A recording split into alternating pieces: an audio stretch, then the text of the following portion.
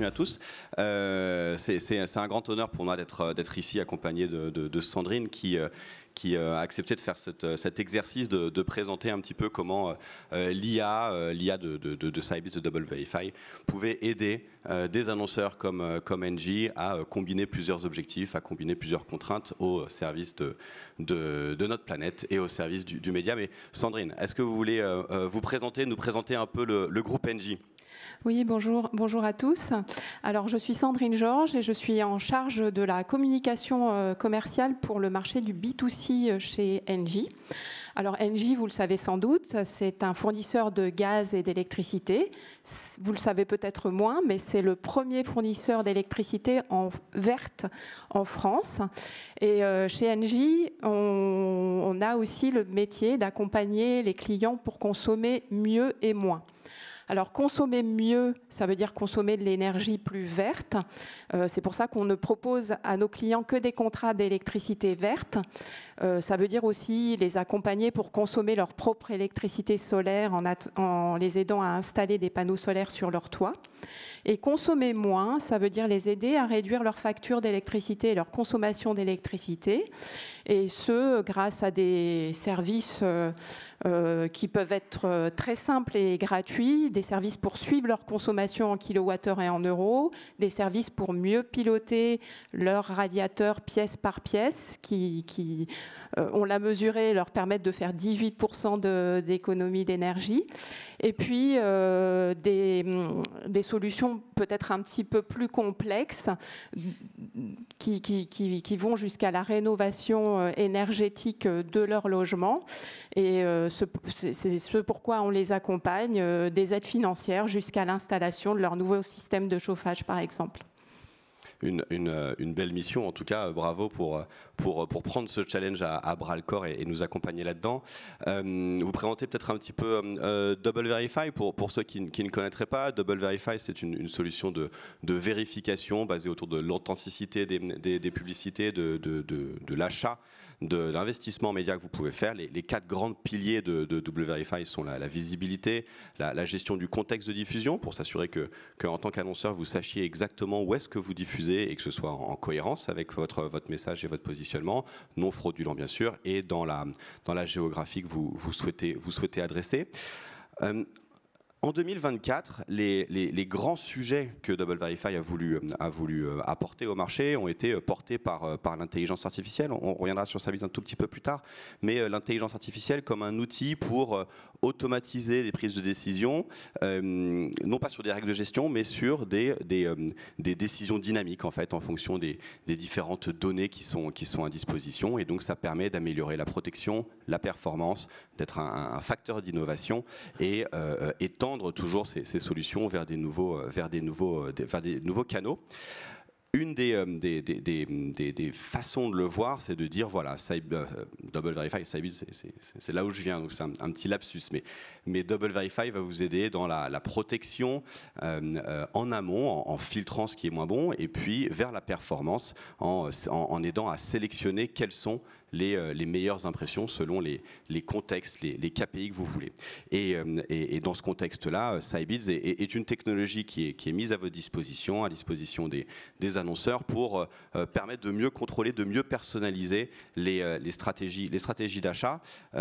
Aujourd'hui, on va en donner un exemple avec vous où Scibids a permis de combiner finalement plusieurs sources de données, des données environnementales, des données de performance média pour livrer les différentes campagnes. Mais j'ai assez parlé de moi. Sandrine, quelques petites questions pour vous si vous le voulez bien. Chez Engie, quels sont les cas d'usage les plus fréquents, ou en tout cas les plus emblématiques que vous avez pu mettre en œuvre? Alors sur l'IA, chez Engie, il faut savoir que c'est déjà une réalité, que nous avons des équipes dédiées sur le sujet, qui travaillent avec les différents métiers pour identifier les use cases sur l'IA, pour tester des outils, pour mettre en œuvre des solutions et pour identifier les meilleurs partenaires pour nous accompagner. En termes de... sur l'IA, on a une conviction chez Engie, c'est que l'IA c'est un outil formidable, c'est un outil très puissant, mais ça reste un copilote qui va permettre de dégager du temps qui va permettre pour nous de dégager du temps, pour dégager du temps pour de l'expertise, pour des conseils.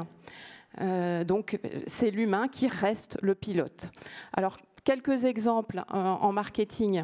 On utilise l'IA pour mieux comprendre, mieux connaître nos clients, les consommateurs et pour développer des services plus personnalisés qui répondent mieux à leurs attentes et in fine les satisfaire. Alors un exemple plus concret, chez Engie, on a un programme qui s'appelle Mon programme pour agir, où en fait, quand les clients font des actions vertueuses vis-à-vis de l'environnement, ils gagnent des points qu'ils peuvent cumuler pour soit avoir des objets éco-responsables, soit reverser ces points à des associations pour les aider, des associations bien sûr solidaires ou en lien avec la protection de l'environnement. Et nous avons beaucoup utilisé l'IA pour envoyer des emails personnalisés à ces clients, pour les engager davantage dans le programme, pour leur proposer les actions qu'ils pourraient faire, qui sont les plus pertinentes et qui sont les plus probables, qu'ils aient envie de faire ces actions. Donc l'IA nous a permis de gagner du temps parce qu'on a pu faire ça très très facilement, et nous a permis aussi de trouver les bonnes actions pour engager plus de clients dans ce programme.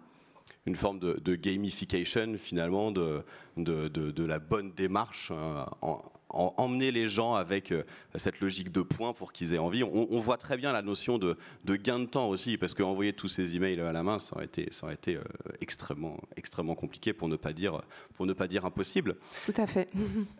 Et aujourd'hui, donc on sent que chez Engie, l'éco-responsabilité est quelque chose d'extrêmement important. Vous avez parlé d'Engie comme le premier fournisseur d'électricité verte. Dans votre approche média, quel rôle ça va avoir? Comment est-ce que vous appréhendez cette responsabilité que vous avez aussi dans l'approche média que vous délivrez? Alors, on accompagne nos clients pour consommer mieux et moins, mais nous-mêmes, on se doit aussi, dans l'exercice des métiers alors, pour ce qui me concerne de communication, de consommer mieux et moins. Et depuis quelques années, on a une approche, dans un premier temps, de mesure des émissions qu'on génère avec notre communication. Alors, par exemple, quand on produit un film publicitaire, on va mesurer nos émissions carbone. Quand on diffuse des communications, c'est pareil. Quand on va envoyer des emails, idem. Donc on va mesurer toutes nos émissions carbone, et je dois dire que c'est dans le domaine des campagnes digitales qu'on a commencé cette démarche et qu'on a le plus avancé, puisque non seulement on les mesure, mais on les pilote et on les optimise. Mélanger en fait les différentes contraintes que vous pouvez avoir en termes de performance, recherche de performance, et aussi de conscience finalement de qu'est-ce qu'on fait.